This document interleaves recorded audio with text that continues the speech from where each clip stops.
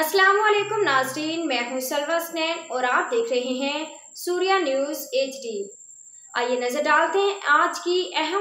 Karachi report Rizwan Ahmed DIG traffic Pir Mohammad Shah के अहकामात की रोशनी में SO traffic section new Karachi ने पावर चौरंगी के करीब ट्रैफिक कवानीन की खिलाफ वर्जियों के खिलाफ भरपूर कार्रवाई की। इस दौरान गैर कानूनी रिक्शों के चालान किए गए, जबकि काले शीशे वाली गाड़ियों को रोक कर उनके शीशे उतरवाए गए और मालिकान को वार्निंग दी गई। ट्रैफिक पुलिस के मुताबिक शहर में ट्रैफिक नज्म जब्त को बरकरार रखने और गैर कानूनी गाड़ियों की रोकथाम के लिए ये मुहिम जारी रहेगी।